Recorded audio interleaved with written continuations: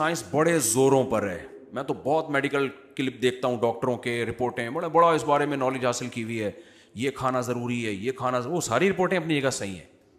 Vitamin C بہت ضروری ہے جی, وٹامن ڈی بہت ضروری ہے جی, اور آئرن بھی بہت ضروری ہے, اور پوٹاشیم بھی بہت ضروری ہے, اور میگنیشیم بھی بہت ضروری ہے. آپ یوٹیوب پہ سنتے رہو نا, ضروری کے چکر میں آدمی تھوڑے دنوں میں کیا ہو جاتا ہے, پاگل. پھر ڈاکٹر بتاتے ہیں آپ روزانہ لیمن لیں تاکہ وائٹامن سی ملے آپ کو, کینو مالٹے کھایا کریں, امرود کھایا کریں, سب سے زیادہ وٹامن سی امرود میں آپ کے جو ہے نا, ورنہ امیون سسٹم کا بیڑا غرق ہو جائے گا, آپ کا سارے پروگرام بڑھ جائیں گے آپ کے, اگر وٹامن سی نہیں ملا. پھر یہ کھائیں, پھر یہ کھائیں, پھر یہ کھائیں, پھر یہ کھائیں. کھانا ضروری ہے, ڈاکٹروں کی رپورٹ ہے بھائی. جب ہم صحرا میں جاتے ہیں, گاؤں دیہاتوں میں جاتے ہیں, ان کی جی کتنی عمر ہے, 100 سال, تو وٹامن سی تو روزانہ لیتے ہوں گے. کہتے ہیں یہ کیا ہوتا ہے بھائی وٹامن سی؟ بھائی پروٹین والی غذائیں. بھائی کیا ہوتا ہے پروٹین؟ بھائی کھا کیا رہا ہے؟ کہنے ستو پی رہے ہیں. 80 سال سے ابا کیا کر رہے ہیں؟ ستو پی رہے ہیں. ابے گندم میں تو وٹامن سی نہیں ہوتا یار, جہاں تک مجھے, اس کا وٹامن سی کہاں سے پورا ہو رہا ہے؟ اس کو میگنیشیم پوٹاشیم کہاں سے مل رہا ہے؟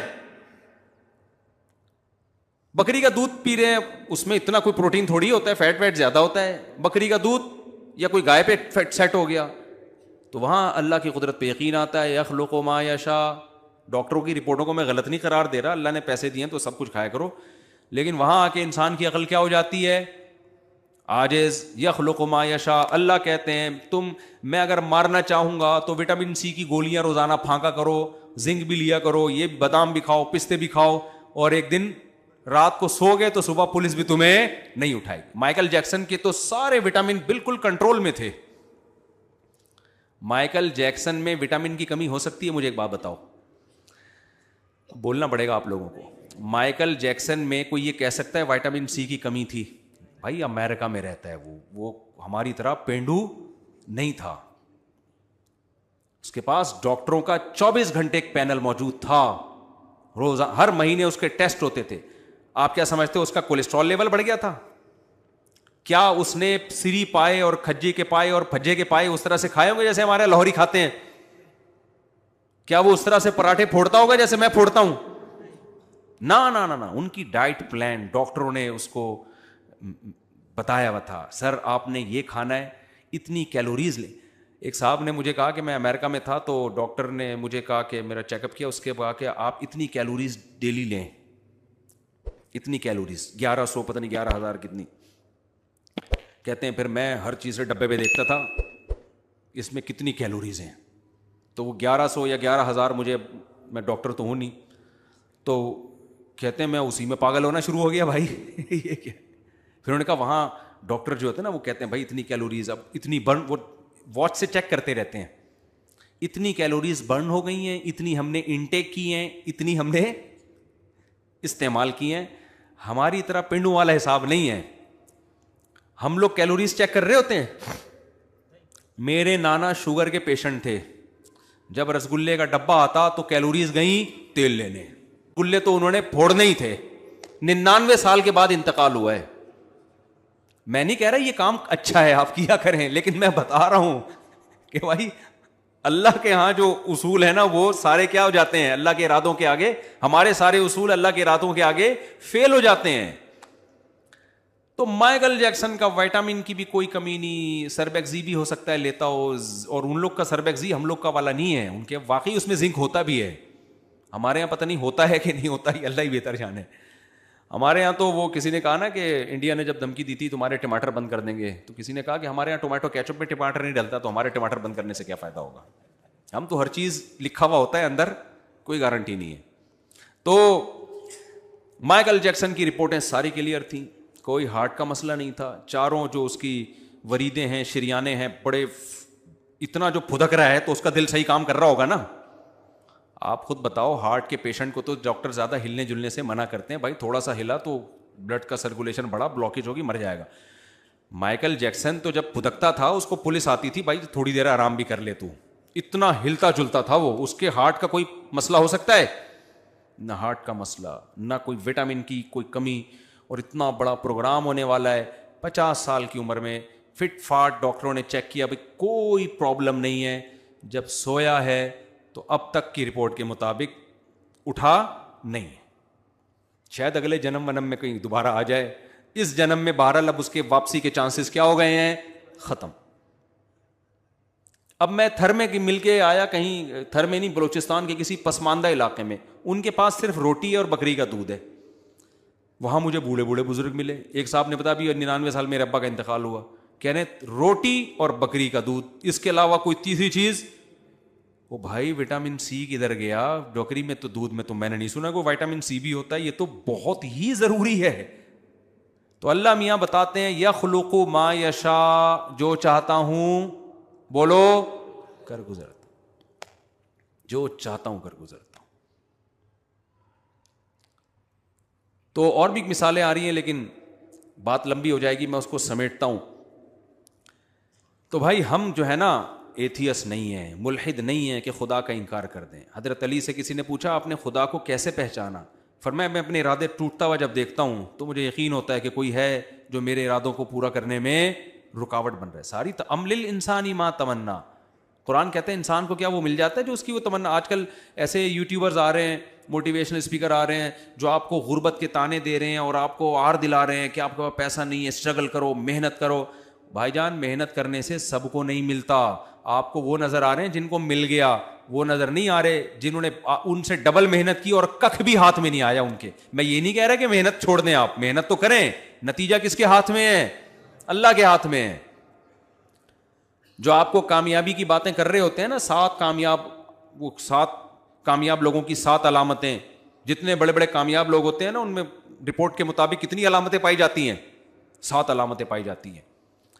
تو آپ بھی وہ علامتیں پیدا کرنے کی کوشش کرتے ہو. آپ کا رشتہ ہی نہیں ہوتا جہاں آپ چاہ رہے ہوتے ہو. آپ کہتے ہیں اب کامیابی تو بڑھ گئی یہیں سے میری ناکامی کیا ہو رہی ہے؟ شروع ہو رہی. بھائی یہ وہ لوگ ہیں جو کامیاب ہو گئے. بہت سے ایسے ہیں جن میں 7 کے بجائے 14 علامتیں تھیں, پھر بھی وہ کامیاب نہیں ہو سکے.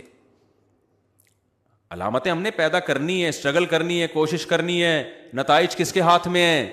اللہ کے. اسی بات کو اللہ بار بار قرآن میں سمجھا رہا ہے کہ دنیا میں چلتی میری ہے, تمہاری نہیں چلے گی. جو میں چاہوں گا ہوگا, جو تم چاہو گے جب ہوگا جب میں بھی چاہوں گا, نہیں چاہوں گا تو کچھ بھی نہیں ہوگا.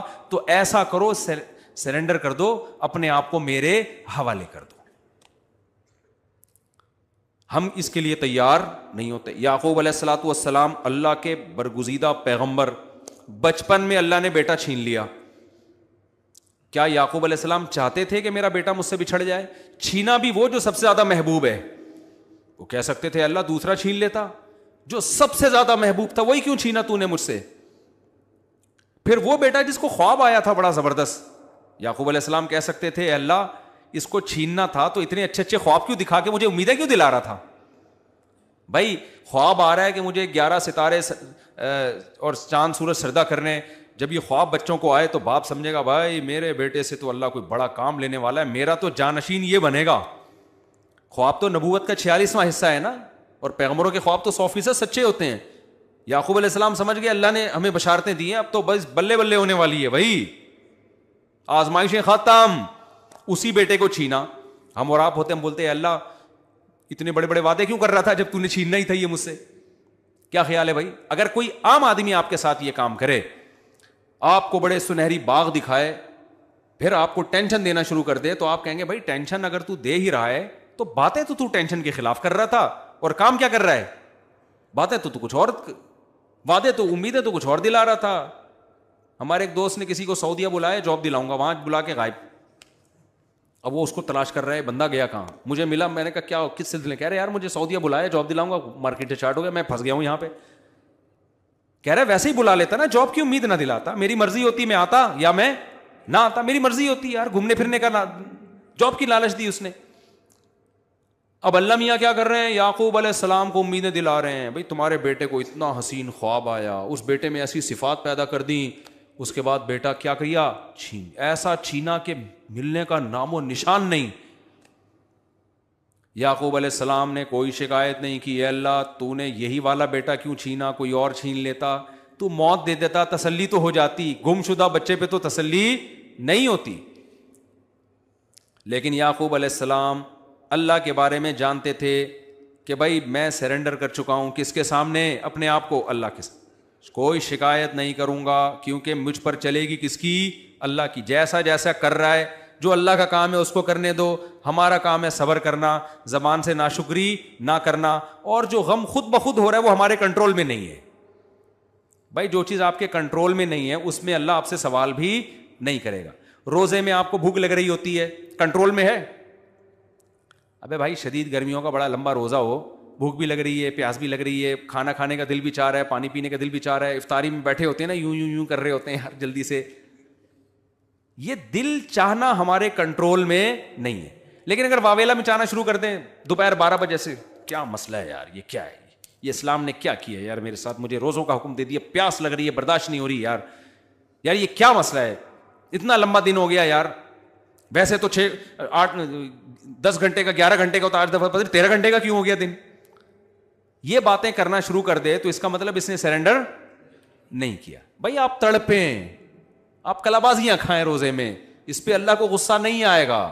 غصہ جب آئے گا جب زبان سے آپ الٹی باتیں شروع کر دیں گے. ایک آدمی حج کرنے کے لیے گیا، جیب کٹ گئی وہاں پہ اس کی، پیسے اچھے خاصے تھے بیچارے کے، چلے گئے. سرنڈر نہیں کیا ہوا تھا اس نے، اپنے آپ کو اللہ کے حوالے نہیں کیا ہوا تھا. کہتے ہیں اللہ ہمارے یہاں کوئی مہمان بن کے آتا ہے ہم اس کی عزت کرتے ہیں، کھلاتے ہیں پلاتے ہیں، اس کے مال کی حفاظت کرتے ہیں. ہم نے علماء سے سنا تھا کہ جو حاجی ہوتے ہیں وہ اللہ کے مہمان ہوتے ہیں.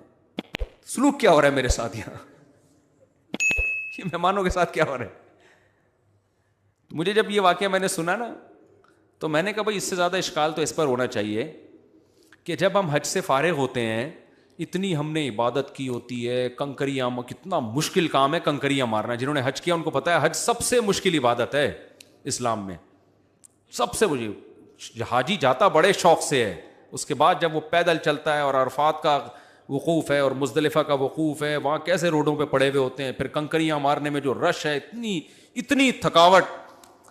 جب آپ اس سے فارغ ہوتے ہیں کنکریوں سے تو اللہ کی طرف سے آپ کو تحفہ کیا ملتا ہے؟ بھائی سر منڈا لو آپ، یا اللہ تھوڑی سی پرسنالٹی میری بالوں کی وجہ سے رہ گئی تھی. بھائی اتنے دن سے میں چادروں میں گھوم رہا ہوں، 3 پیس سوٹ اور ٹائی میں گھومنے والا، اور ہر وقت جناب پھوں پھاں میں گھومنے والا، ایک چادر میں ایک نیچے باندھی ہوئی اور ایک اوپر. یہ کم میری پرسنالٹی کے لیے ایک چیلنج تھا کیا؟ اللہ کہتے ہیں اب تو یہ چادر جب اتارے گا، جب سر کیا کر لے گا، 3 پیس سوٹ پہ تو آ سکتا ہے تو دوبارہ، لیکن سر پہ کیا ہوگا؟ ساری زینت انسان کی کہاں سے؟ تبھی تو لوگ کروڑوں روپے کے بال لگوا رہے ہیں جا کے، جن کے پاس نہیں ہوتے وہ صبر کر کے بیٹھے ہوئے ہوتے ہیں. کیا کیا مالشیں ہو رہی ہیں، بال اگائے جا رہے ہیں، آپریشن ہو رہے ہیں. بال کا نہ ہونا کوئی تھوڑی چیز تھوڑی ہے. آپ جب رشتہ لینے کے لیے جاتے ہو تو گنجے ہو کے جاتے ہو، ہے بھائی. تو لیکن اللہ میاں کیا کرتے ہیں، جب آپ نے حج کیا، اتنا لمبا سفر کیا، اتنے لاکھ خرچ کیے، اس کے بعد اللہ میاں کیا کہتے ہیں، بھائی یہ جو تھوڑی سی پرسنالٹی آپ کی باقی رہ گئی ہے اس کو بھی کیا کر دو، ختم. اب انسان اگر ہمارے ساتھ یہ سلوک کرے نا، ہمیں شکایت کا حق بنتا ہے. ہم کسی کے گھر مہمان بن کے گئے، اس کی دعوت پہ اپنا خرچہ کیا، اتنا پیسہ دبا کے ہم نے خرچ کیا، مہمان کے اتنی ٹینشن کے بعد اس کے گھر میں پہنچے، وہ ہمیں ٹینڈ کروا کے باہر بھیج دے، ہم بولے گا یار ایسی بے عزتی خدا کی قسم آج سے پہلے میری کبھی بھی نہیں ہوئی. لیکن اللہ میاں کے سامنے ہم نے کیا کیا میرے بھائی؟ سرنڈر کیا ہوا ہے.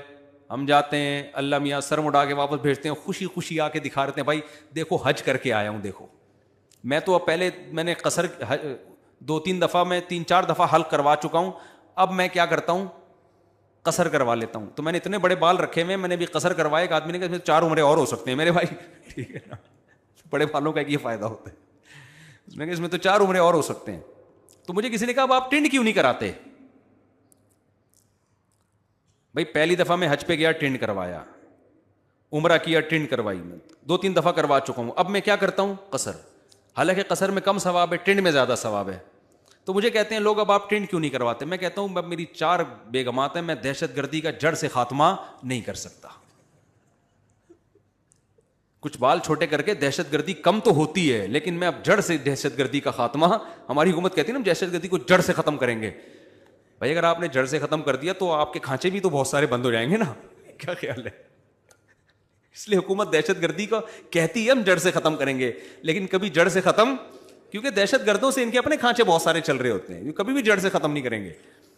تو میں نے کہا بھائی اب مجھے تھوڑی سی دہشت چاہیے، کنٹرولنگ کے لیے تھوڑی سی دہشت چاہیے مجھے، اس لیے میں جڑ سے نہیں خاتمہ کروں گا دہشت گردی کا. تو جب اللہ نے میرے لیے آپشن رکھا ہے بھائی قصر کر لو، تو میں اس آپشن کا فائدہ اٹھاؤں گا.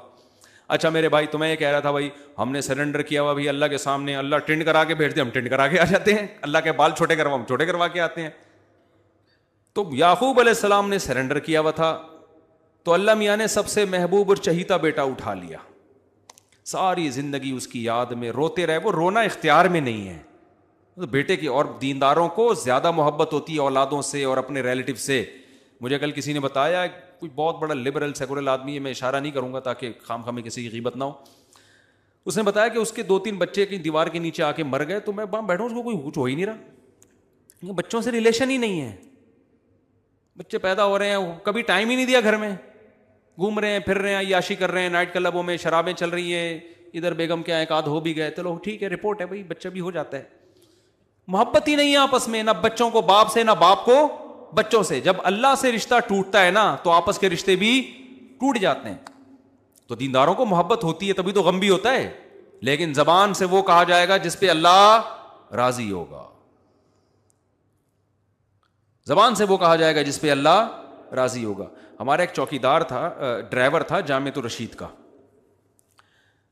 میں نے اس سے ویسی گپ شپ لگا رہا تھا، تم پہلے کیا کرتے تھے؟ اس نے کہا پہلے میں ڈیفینس میں کسی بنگلے کا چوکیدار تھا، اور بڑی اچھی تنخواہ تھی میری، بڑی اچھی جاب تھی. میں نے کہا اتنی بہترین جاب تھی، 12 گھنٹے بیٹھے رہتے تھے، تنخواہ مل جاتی تھی، کھانا پینا فری کا تھا. اب تم ڈرائیونگ کر رہے ہو، کبھی سکھر جا رہے ہو، کبھی کہاں جا رہے ہو، تو اتنی اچھی جاب کیوں چھوڑی؟ اس نے کہا مولوی صاحب میں نے ایک واقعہ دیکھا مفتی صاحب، اس کے بعد میں نے وہ گھر چھوڑ دیا. میں نے یہ دیکھا بڑا کروڑ پتی بندہ ہے جو میرا مالک ہے، اس کا بیٹا بھی کروڑ پتی، ایک ہی بیٹا ایک ہی باپ. کہہ رہا اس کا باپ بیمار ہوا، ہاسپٹل میں ایڈمٹ ہوا، اس کا انتقال ہو گیا، ایمبولینس آئی، جنازہ ہوا. میں نے جا کے بیٹے کو اٹھایا کہ تمہارے ابا کی لاش آئی ہوئی ہے. بیٹا نے کہا بھائی عیدی سینٹر میں دے کے دفنا دو، یہ پیسے ہیں، یہ سارا کام کر لو. سو گیا.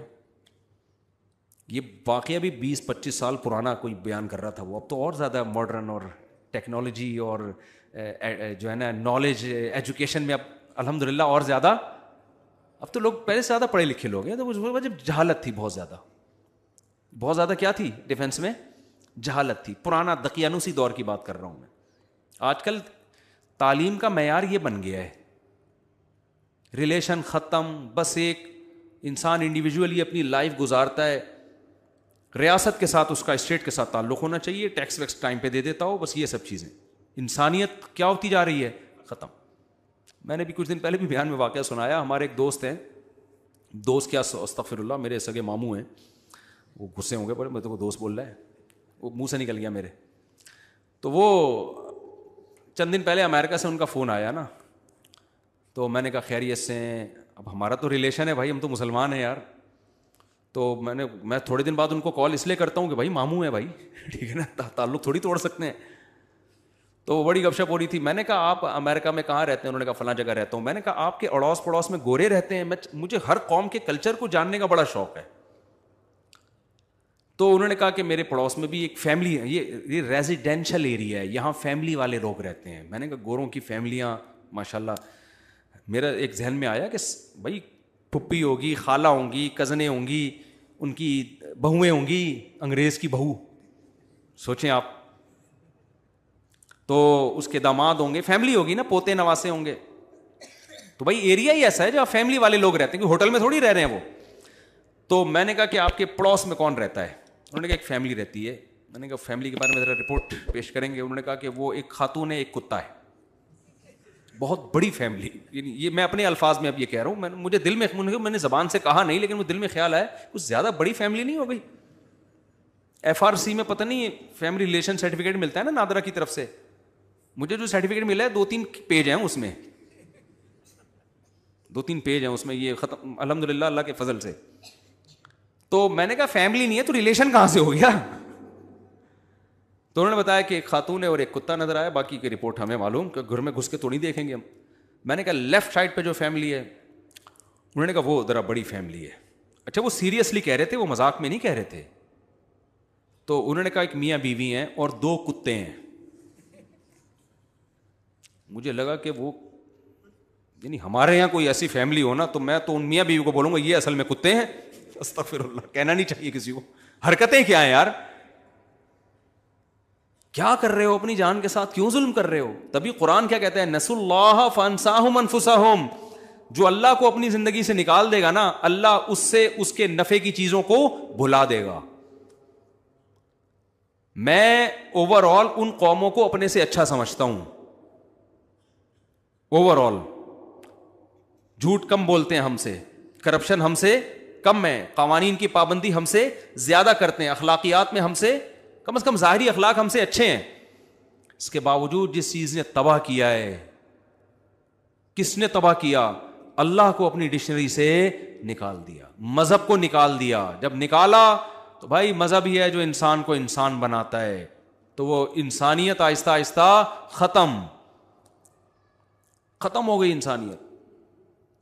تو خیر میں جلدی سے بات کو سمیٹ کے ختم کروں. میں کیا وہ واقعہ بتا رہا تھا, ہاں یعقوب علیہ الصلوۃ والسلام نے سرنڈر کر دیا. تو ان کو کتنی محبت اپنی اولاد سے, ساری زندگی روتے رہے, چھپ چھپ کے روتے رہے. لوگ جب کہتے انما اشکو بثی وحزنی الی اللہ, بھائی میں اللہ سے اپنا غم بیان کرتا ہوں, آپ کے سامنے نہیں, اللہ سے.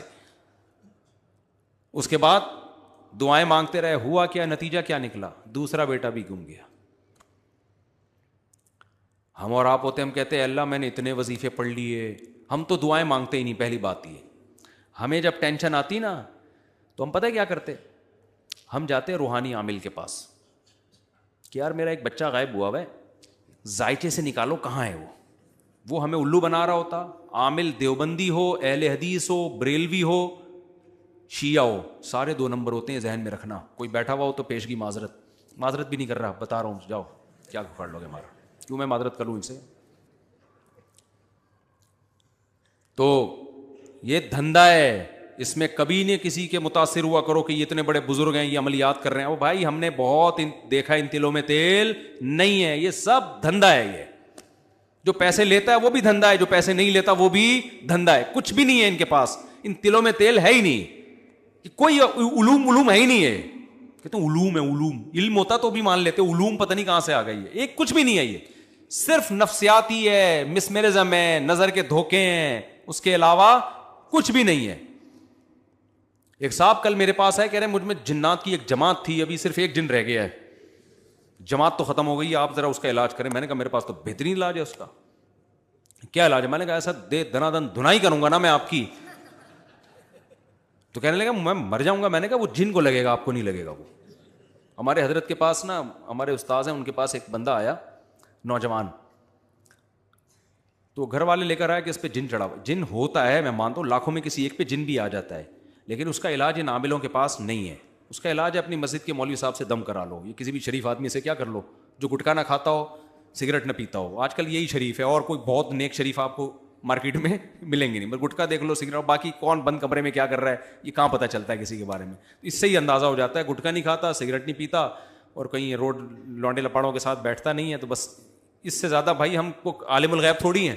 بس یہ زمانے میں کیا ہے, نیک ہے, نماز پڑھ لیتا ہو, اس سے دم کرا لو, بس اس سے آگے. اور جن بھی اس زمانے کے ہی ہیں نا, تو وہ اتنے نیک کو بھی برداشت نہیں کر پائیں گے وہ, ٹھیک ہے نا.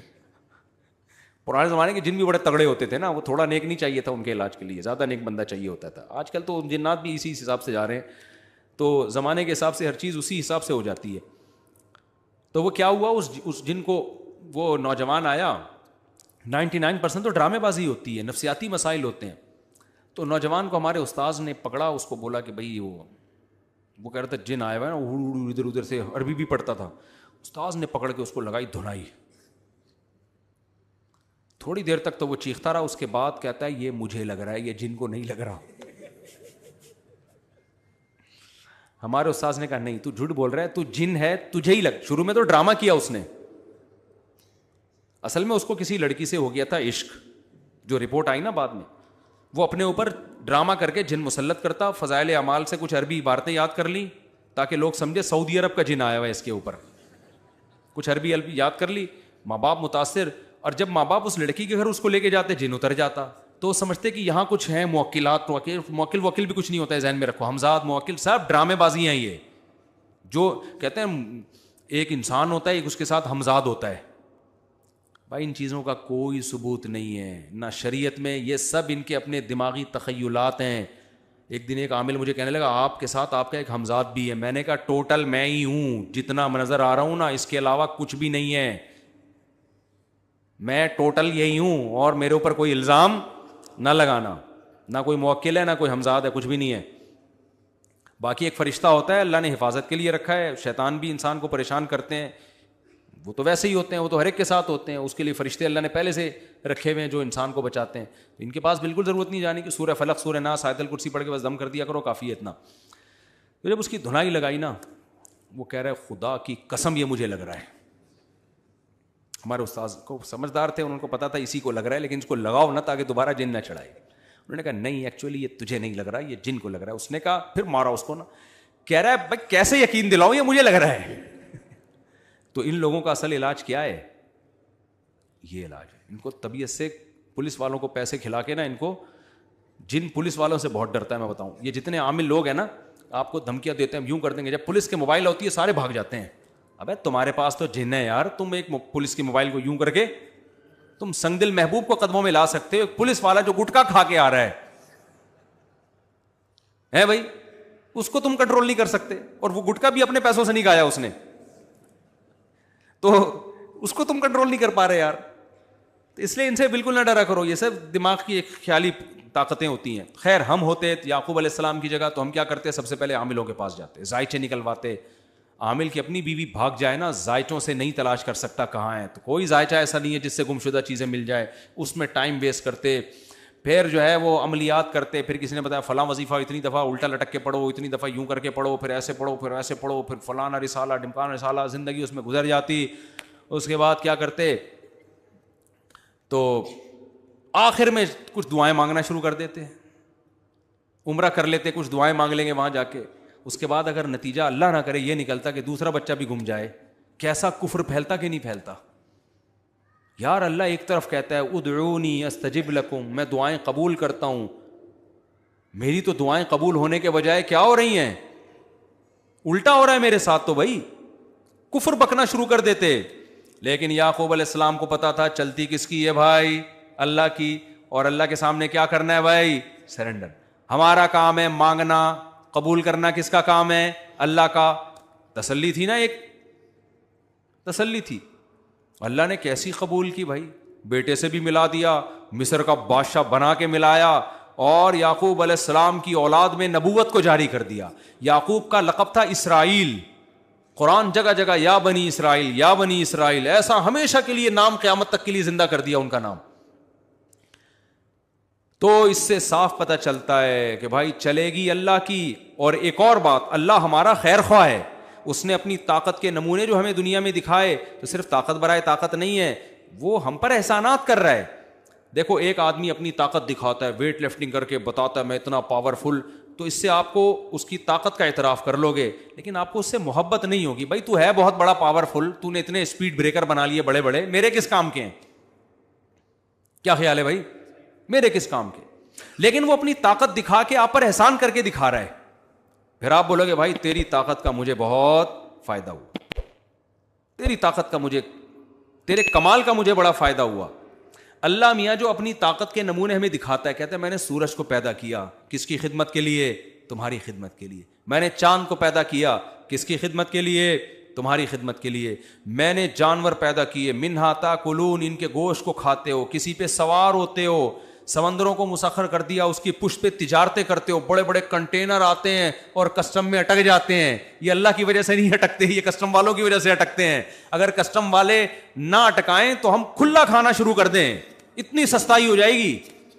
تجارت میں تو گورنمنٹ حکومتوں نے کنٹرول کر کے باؤنڈ کیا ہوا ہے. نبی صلی اللہ علیہ وسلم کا حکم ہے، تجارت کے بارے میں صحیح حدیث ہے، نہ چیزوں کے ریٹ متعین کرنے کی اجازت، نہ تاجروں پہ کسی قسم کی غیر ضروری ریسٹرکشن کی اسلام میں اجازت ہے.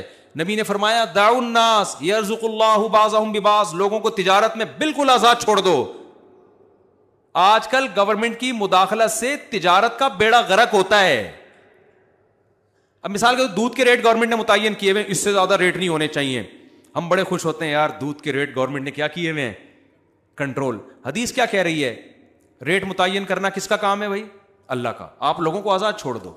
ہر آدمی کو اجازت ہو گائے پالنے کی، بھینس پالنے کی، کسانوں کو اجازت ہو چارہ بنانے کی، تجارت پہ مخصوص لوگوں کا کنٹرول نہ ہو. ایسا نہ ہو کہ چند لوگ تاجر ہی بینک سے قرضہ لے کے کسانوں سے مال خریدیں گے، پھر ریٹ ان کی مرضی کے ہوں گے. نہ ہر ایک کو اجازت ہے بھائی جو کسان سے جتنے میں خریدنا چاہے. اس سے آٹومیٹیکلی ریٹ کیا ہو جائیں گے؟ اسٹیبل ہو جائیں گے. اب دودھ کی قیمتیں متعین تو کر دیں گوالوں کے لیے. گوالا کہتا ہے میں وہاں سے دودھ لے کے آتا ہوں، اتنا میں نے جانور کو کھلانا بھی ہے اور اتنی ریکوائرمنٹ ہے اس کی، اتنے لوگوں کو بیچ میں بھتے دینے ہیں. ریٹ آپ کی مرضی کے ہوں گے لیکن دودھ پھر میری مرضی کا ہوگا. کچھ دودھ بھینس دے گی، کچھ دودھ میں دوں گا. اب ہم جو دودھ پی کے بیمار ہو رہے ہیں تو یہ وہ دودھ نہیں ہے جس کا قرآن میں اللہ نے ذکر کیا کہ تیرا رب جانوروں کو سوکھا چارہ کھلاتا ہے اور اس سے چکنا گاڑا دودھ نکالتا ہے. میرا رب جو دودھ نکالتا ہے وہ بڑا زبردست ہے. گوالا جو دودھ نکالتا ہے اس کے بارے میں کوئی رپورٹ نہیں. گوالا مجبور ہے. میں نے تو گوالوں سے پوچھا، کہہ رہے آپ کیلکولیشن کرو ذرا مفتی صاحب، اس ریٹ پہ پانی ملائے بغیر دودھ بیچنا یا دوسرے جانور کا، شکر ہے گائے کا دودھ ملاتے ہیں اس میں، تو بہت نیک لوگ ہیں گائے کا دودھ ملا رہے ہیں. ایک آدمی نے کہا یار دودھ خالص نہیں ہے پانی ملا رہے ہیں. میں نے کہا بھائی شکر ادا کر، پانی تو ویسے ہی پیتے ہو تو تھوڑا دودھ میں پانی مل جائے گا تو کیا ہو جائے گا. اور کچھ نہ ملا رہے ہوں، پاؤڈر ملا رہے ہیں، کیمیکل ملا رہے ہیں، پتہ نہیں کیا کیا، اللہ نہ کرے کچھ سارے گوالے نہیں کرتے یہ کام. تو بھائی نہیں ہو سکتا. آپ چھوڑ دو لوگوں کو آزاد. اس سے کیا ہوگا؟ بہت سے لوگ دودھ کی تجارت میں آ جائیں گے جب نفع نظر آئے گا. کہہ رہے ہیں غریبوں کے فائدے کے لیے ہم نے ریٹ کم رکھے ہوئے ہیں. دودھ والا تو غریب ہوتا ہے جو بیچنے والا ہے. پینے والوں کو فائدہ پہنچایا جا رہا ہے. جو محنت کر کے لوگوں تک دودھ پہنچا رہا ہے اس کا خیال نہیں ہے. تو گورنمنٹ کی مداخلت سے جتنی تجارت آزاد ہوگی نا، لوگوں کا اتنے ہی زیادہ کیا ہوں گے؟ خوشحال ہوں گے. خیر اس میں کچھ چیزوں تو ایسی ہیں جن میں ذخیرہ اندوزی ممکن تھی، ان کے ریٹ متعین کرنا ضروری ہے. لیکن ایک جرنلی آج تو ہر جگہ گورنمنٹ نے ٹانگ اڑائی ہوئی ہے، ہر جگہ حکومتوں کی مداخلت ہے. کتنی زبردست ہے. ان اللہ هو المسعر. آپ نے فرمایا کہ چیزوں کی قیمتیں کون متعین کرتا ہے؟ اللہ آٹومیٹکلی چیزوں کی قیمتیں جس چیز کی قیمت اللہ کو مہنگی کرنی ہوتی ہے مارکیٹ سے کیا کر دیتا ہے؟ اللہ اس کو شارٹ کر دیتا ہے. جس چیز کو بڑھانی ہوتی ہے، اب میں ایک چھوٹی سی مثال دیتا ہوں. ہمارے لیے سب سے زیادہ ضروری آکسیجن ہے. پانی کے بغیر ہم 12-13 گھنٹے 3 دن بھی گزارا کر سکتے ہیں. آکسیجن کے بغیر ہم 2 منٹ بھی گزارا نہیں کر سکتے. تو سب سے قیمتی چیز انسان کے لیے آکسیجن ہے. اگر یہ انسانوں کے حوالے کر دی جاتی اور سلنڈر میں بک رہی ہوتی تو آکسیجن کے کروڑوں روپے کے سلنڈر بک رہے ہوتے میرے بھائی. زکاتوں میں لوگ سلنڈر بانٹ رہے ہوتے. ہاں کووڈ میں دیکھ لو نا. اللہ میاں نے کیا کیا؟ اللہ میاں نے کہا کہ اس کی ضرورت چونکہ زیادہ ہے لہذا یہ سب سے سستی چیز ہے. ہوا میں 23% چھوڑ دی اللہ نے اور کہا کہ اس میں اتنی محنت بھی نہیں کرنی کہ سانس اندر کھینچ کے آکسیجن، میں نیت کرتا ہوں آکسیجن لینے کی. نہ بھائی آٹومیٹیکلی پیدا ہوتے ہی سانس چلنا شروع. اس کے بعد سب سے زیادہ ضروری کیا ہے؟ پانی. آسمانوں سے دنا دن برسانا شروع کر دیا اللہ نے. اتنا برسایا. گورنمنٹ نے کیا کیا؟ اس کو فلٹر کر کے ہمیں دینا شروع کر دیا. کنٹرول گورنمنٹ نے اپنے ہاتھ میں رکھا. آپ کو پتہ ہے جو فلٹر شدہ پانی ہے نا یہ زیادہ گندا ہوتا ہے. وجہ اس کی ہے کہ گورنمنٹ ہمیں فلٹر کر کے تو دیتی ہے، فلٹر کو فلٹر نہیں کبھی کیا جاتا. ونس اپون اے ٹائم جو ایک دفعہ فلٹر لگ گیا تھا وہی فلٹر. تو جو آپ ہب ڈیم سے جا کے بغیر فلٹر والا پانی پی لو نا وہ زیادہ اچھا ہے. جو فلٹر ہو کے آ رہا ہے وہ زیادہ گندا پانی ہے. یہ رپورٹ ہے باقاعدہ، ایک ڈاکٹر نے یوٹیوب پہ پورا تجربہ کر کے بتایا. اس نے کہا یہ دیکھو یہ فلٹر والا پانی ہے اور یہ بغیر فلٹر کے. وہ فلٹر والا زیادہ گندا تھا. میں سمجھا پا رہا ہوں، بس بات کو جلدی سے میں سمیٹ کے ختم کرتا ہوں. تو اب کیا مسئلہ ہے میرے بھائی؟ میں جو اصل بات لے کے چل رہا ہوں کہ اللہ نے اپنی طاقت اور قدرت بھی بتائی اور اللہ نے یہ بھی بتایا کہ میں تمہارا محسن ہوں. تو یعقوب علیہ السلام کو پتا تھا پاور کس کے پاس ہے؟ اللہ کی. چلے گی اللہ کی. لیکن اللہ جب اپنی چلائے گا تو میری بہتری میں چلائے گا، مجھے نقصان پہنچانے کے لیے نہیں چلائے گا. لہذا تسلی میں رہے. تو یہ 2 چیزیں اپنے اندر پیدا کر لو میرے بھائی. سرنڈر کر دو اپنے آپ کو کس کے حوالے؟ اللہ کے. اور یقین کر لو جو ہوگا میرے حق میں بہتر ہو. اللہ نے کہا نماز پڑھو تو کیا کرو میرے بھائی, پڑھ لو. اگر تجارت میں نقصان ہوتا نظر آ رہا ہے برداشت کر لو, کیونکہ رزق کس کے ہاتھ میں ہے؟ اللہ کے. وہ بغیر نماز پڑھے آپ کا رزق آپ سے چھین سکتا ہے, اور نماز پڑھ کے آپ کو رزق دے سکتا ہے.